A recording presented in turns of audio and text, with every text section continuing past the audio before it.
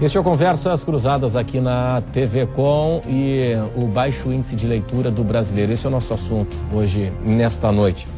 A biblioteca parou no tempo, em detrimento, em contrapartida à livraria de centro da cidade, de shopping center, que é um espaço cultural, é um espaço de eventos. Além da venda do livro, tem contação de história, tem encontro com autores, tem café, enfim, é uma festa, uma livraria hoje. A biblioteca pública, no geral, parou no tempo? Em alguns países, sim. No Brasil, a grande maioria não evoluiu. Mas nos países desenvolvidos, as bibliotecas públicas viraram grandes centros culturais. As editoras são casas comerciais. Uma biblioteca pública, ela responde a uma política pública de cultura, informação, acesso à informação para a população e à educação continuada. Aqui no Brasil, historicamente, bibliotecas públicas ficam relegadas às crianças para fazer trabalhos escolares, quando em países desenvolvidos, os adultos também frequentam as bibliotecas públicas. Não há nada que diga que uma biblioteca pública não pode ser tão atraente quanto as nossas livrarias. E biblioteca é um lugar de pessoas e de acesso à informação. Se a nossa biblioteca pública de qualquer cidade é um lugar que eu não quero estar, degradante, pobre, insalubre... Cheiro de mofo? Eu tenho que me perguntar o que o meu gestor público está fazendo de errado com esse centro cultural que trabalha com a motivação e o acesso à informação e à memória daquela cidade. A começar com relação ao cumprimento da lei, Nós temos uma lei estadual, se não estou enganado, que determina que toda escola...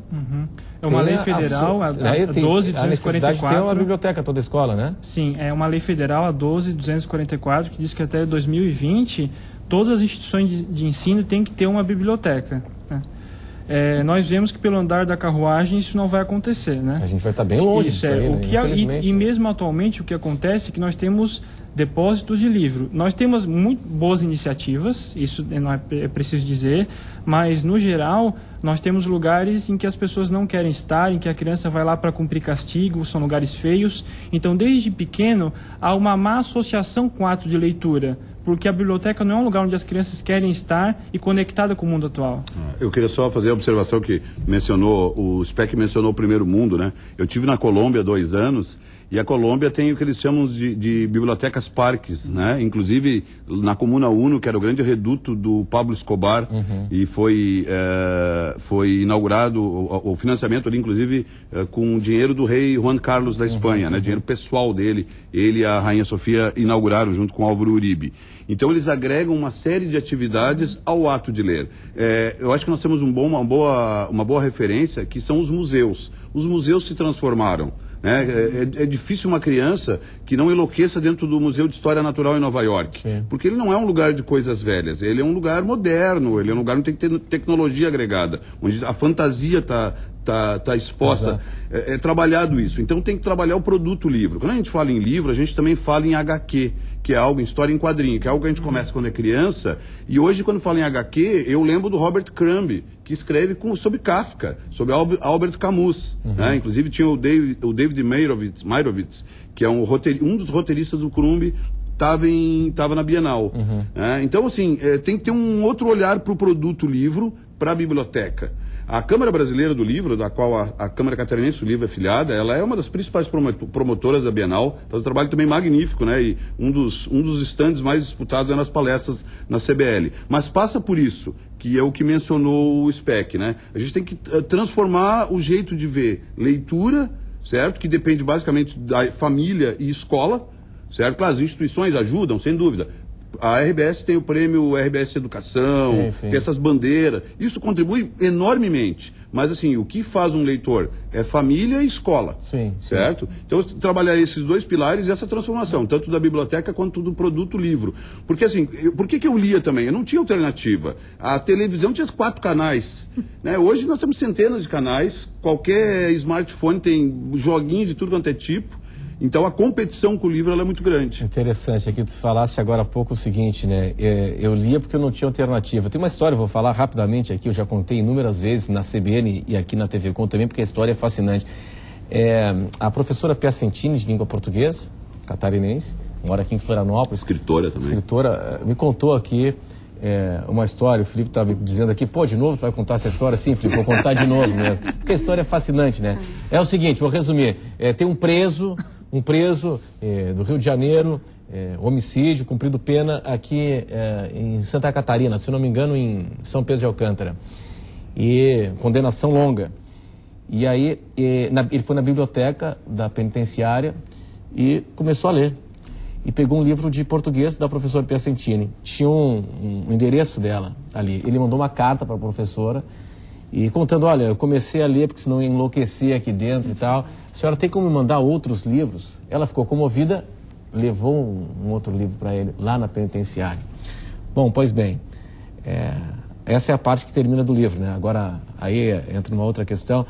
Ele cumpriu a pena, recebeu aí a liberdade, né? Cumpriu a pena, pegou o mínimo de dinheiro que ele tinha, foi para a rodoviária aqui, o terminal rodoviário Rita Maria, comprou uma passagem de ônibus para o Rio de Janeiro.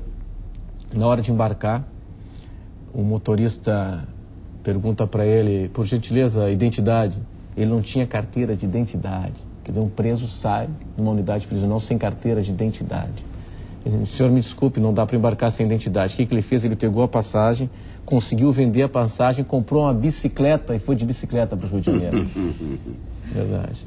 Pois é. Não, mas é a parte do livro aí, né? Quer dizer, como é importante também a questão de ter o espaço, de ofertar, né? De possibilitar, né? De dar a possibilidade, né? Para o cidadão que está preso, né? De ter acesso à leitura, né? Bom, eu queria evoluir o seguinte. Hoje, aqui, as nossas escolas, elas fazem bem o dever de casa ou não? Olha, Renato, se elas não fazem bem, elas fazem do jeito que elas conseguem fazer.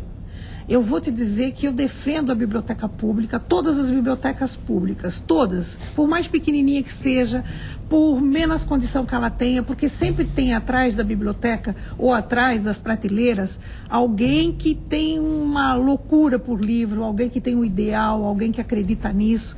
E eu comecei a ler livro de biblioteca. Então eu acho que os nossos livros são caros para quem edita, é caro para quem compra.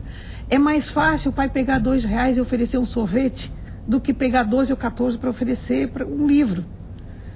Isso é porque faz parte da nossa cultura. Não sei se é só isso. Eu acho que precisa ser um pouco mais aprofundada essa história. E aí eu concordo que há muita mazela, muita gente que não tem talvez uma preocupação maior com a biblioteca da sua cidade, da sua escola, mas eu ainda defendo que ela exista. Sabe, na casa da tiazinha, lá atrás da igreja. Eu venho de cidade pequena, então qualquer lugar é lugar para fazer um cantinho e ter meia dúzia de livros. Eu falo para você o seguinte, eu acordo cedo, eu visito as escolas, eu falo sobre o projeto Sem Cópia Sem Custo, eu faço parte do conselho, eu leio os livros, eu faço doação de todos os livros que eu leio, porque eu acredito nisso, eu acho que a transformação é a leitura. Agora, no acesso ainda, né? Eu estava acompanhando uma entrevista, até na TV Cultura, essa semana, aquele programa Provocações da Bujanra, com um diretor de um filme brasileiro chamado Polka, está para ser lançado, enfim. E o cineasta estava dizendo o seguinte, olha, o problema no Brasil hoje com relação à produção cultural, diz ele, nós temos muita produção cultural, mas está havendo um problema na distribuição, está sendo produzido muito, tem muito volume sendo produzido, só que isso não está chegando às pessoas. Quer dizer, isso vale para o livro também, nós temos muitos livros que são fruto aí de editais públicos, as universidades, os editais públicos, só que esses livros não chegam às pessoas. Tem muito livro para pouco leitor. Isso é um problema também, né? Um número grande de editoras que lançam muitos livros anualmente e realmente a distribuição deixa a desejar. Como você colocou, o livro ele não está chegando ao leitor.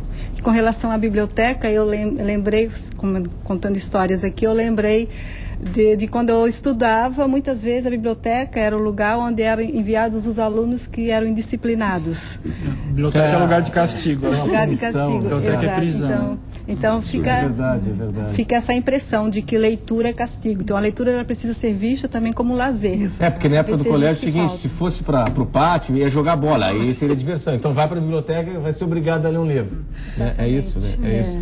Sobre o início, meio e fim. Por exemplo, nós temos os editais culturais, né? Os editais para teatro, para cinema, enfim, e para livro. você movimenta a cadeia, né, produtiva. Agora, há uma preocupação do Estado em fazer com que esse livro, esse produto final, tenha um leitor, ou que esse leitor dê uma contrapartida social, por exemplo, vá na escola, apresente o livro, enfim, que ele dê um retorno para o Estado, né?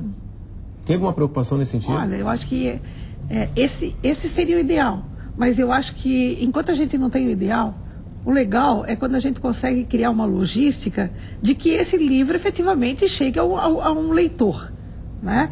Seja que ele fique com esse livro para o resto da vida para ele, porque ele ama o livro e o livro é dele, ou seja para aquele que vai emprestar para o irmão, para o pai, para o primo, para o vizinho, para não sei o quê, depois vai entregar numa biblioteca, vai vender para um sebo. Eu acho que o importante é que ele esteja movimentando, por isso que eu brinco e eu digo que eu não consigo ficar com meus livros, porque meus livros não têm pé, eles têm asa, né? Então eu li, gostei, eu guardo só aquilo que é muito didático e o resto eu repasso mesmo, né? Eu tenho essa filosofia. Porque era tão difícil para mim, quando criança, ter um livro, era na biblioteca, era na história do empréstimo, né? Então, assim, hoje o Movimento dos Amigos, o Udo Wagner de Jaraguá do Sul me deu agora 2.000 livros infantis. Olha que maravilha. Imagina a brincadeira que eu vou fazer com esses 2.000 livros, né? Claro. Então já estou doando 500 para o Instituto, lá de São José, né? Já estou separando, ontem à noite comecei a separar. Então, assim, eu acho que se cada um de nós fizer a nossa parte, a gente fica muito preso nessa história. Agora eu preciso chamar um intervalo comercial, agora é preciso criatividade também do poder público, né? A gente vê pelo mundo todo, biblioteca ao ar livre, na beira da praia, stand de livros, dentro do ônibus. Nova York agora fez um negócio espetacular, né? No metrô você tem como é que eu vou contar aqui? Você tem uma stand virtual de livros. Isso. O cidadão, ele bota o telefone celular, baixa um trecho do livro e já aparece ali o endereço ele começa a ler mais próximo, onde é que ele consegue comprar aquele livro. Pô, extraordinário, né? Nós vamos para o intervalo, em instantes estaremos aqui de volta. Até já.